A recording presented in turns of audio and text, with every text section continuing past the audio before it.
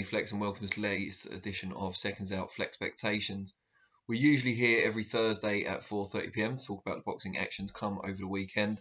But unfortunately, not so much for me, but maybe for the channel, I was indisposed yesterday. It was my birthday, the big 4-0, unfortunately. A lot of people watching this say, oh, I'm sure he was older, and I can take that on the chin. But that's why there was no FLEXpectations then. So it's been delayed, but only by a day. And obviously this week we are going to be focusing on Manny Pacquiao against Yordenis Ugas for the WBA welterweight title.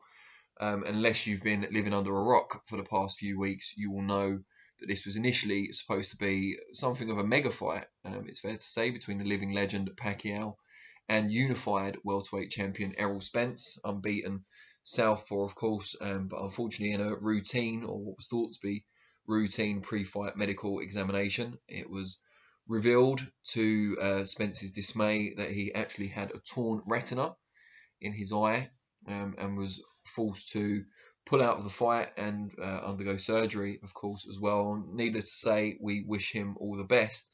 But his loss has turned out to be a huge opportunity for Ugas, who, while a belt holder and a very well-respected fighter, has never had such a great chance on the elite world stage as he will get this Saturday night in Las Vegas. He does have the harder job, it's fair to say, in terms of adjustments. He was scheduled to fight Fabian Maidana on the undercard of Saturday's show. So he's gone from fighting quite a tall, orthodox fighter to a short but stocky and an incredibly unique fighter, southpaw, in Pacquiao. Pacquiao, of course, was preparing for a fellow lefty in Errol Spence and now goes up against an orthodox fighter. But Spence isn't a tricky southpaw particularly. He's, got that ramrod jab, good ring generalship, and in that sense he shares some of the qualities that Ugas has. Pacquiao's gone from being kind of a mild underdog potentially against Spence to now being a heavy favourite with the bookmakers against Ugas. And you can see why, albeit the Filipino senator, 6-weight world champion, 8 for some, depending on which belts you count, has been out of the ring since his very impressive victory over previously undefeated Keith Thurman for, I think it's like 2.5 years now, with the pandemic and everything else and his political commitments, whereas Ugas hasn't been out for quite that long and is on a winning run of 3, I believe, since a contentious split decision defeat to Sean Porter in a fight where the Cuban felt he was robbed, and many people across social media and pundits agreed with him, in a fight where not a great deal happened, but Porter surprised many observers by boxing and moving, not using his typical kind of hassling, bullying style against Ugas. And Ugas seemed to land the cleaner work that did connect in that fight. Nevertheless, just like 3 of the 4 defeats on Yordenis Ugas' record, this one came via split decision. Since losing to Amir Imam quite a few years ago, which was a clear loss, but albeit over 8 rounds rather than the championship distance, no one else has been able to beat Ugas beyond doubt. And that will obviously be the aim for Pacquiao. Ugas, very good all-round fighter, great ability, good jab, good right hand, check hook as well, is pretty impressive. The way he cuts off the ring is good. No real weaknesses. I mean, he's not a massive one-punch hitter, but he is someone who can break you down. He's accurate. Not the fastest, but good timing, which can often mitigate any limitations in the speed department. But he's going up, as I said earlier, against an incredibly unique fighter. It must be so hard to prepare for Pacquiao in terms of sparring because there's no one really like him. He's a hyper-aggressive southpaw, very, very fast of foot and of hand. Even at this kind of vintage stage of his career, still faster than most welterweights out there. Obviously moved up from very lighter weights at the start of a very long and successful career. A lot of people thought he'd seen better days after that knockout defeat to great rival Juan Manuel Marquez, and then that close but still disappointing setback against Jeff Horn. But he's come back really well since then, has a few good victories, most recently the one over Thurman. And while it's a concern how long he spent out of the ring, he looked almost as good as ever against Thurman, handing one time the first defeat of his career.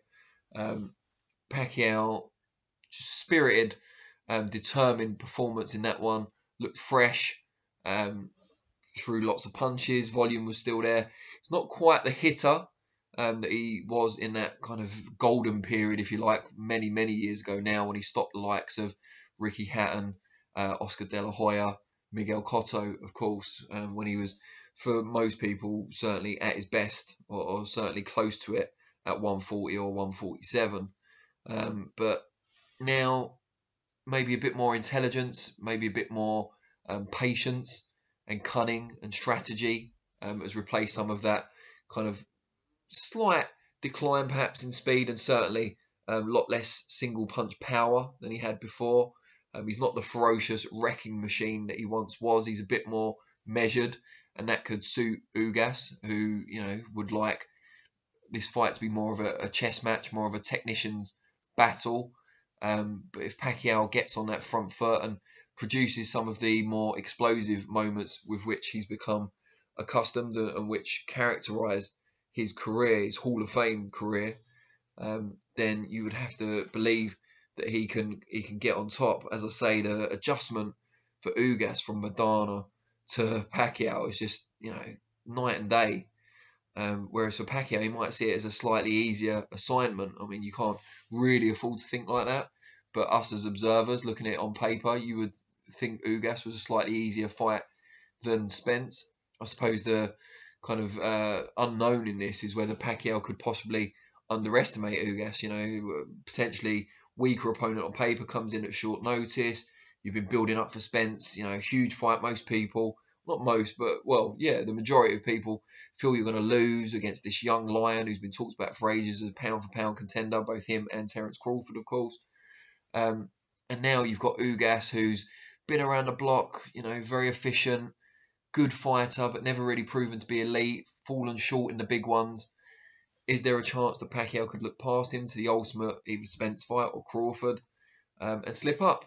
Because Ugas, if Pacquiao is anything less than 100% focused and 100% on form, with the ring rust as well, then Ugas is more than capable of controlling the fight and winning it.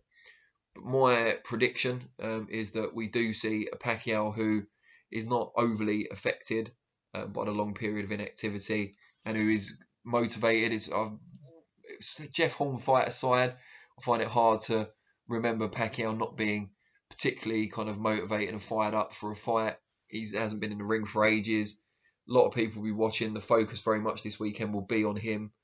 And I think he'll rise to the occasion just as he has done in the past. I think it will be strategic and a bit of a game of chess early on.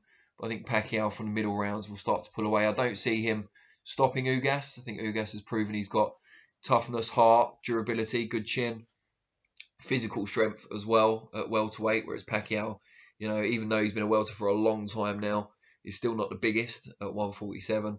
I feel Pacquiao will do enough over the distance, particularly in the second half of the fight, to come out on top, and not another split decision and contentious possible robbery against Ugas, but a clear, albeit competitive verdict, deserved verdict in Pacquiao's favour. Now, obviously, I want to know what you guys think. I realise it's only a day until the fight because I've left the vlog a day late, but hopefully you can still get in touch. Let me know what you think, who's going to win and how and why. Meanwhile, I'll be back on Monday to reflect on the contest, 4:30 p.m. And the following week, Thursday, obviously to look ahead at next week's action. Really appreciate your time, as always, and I look forward to reading your comments. Cheers.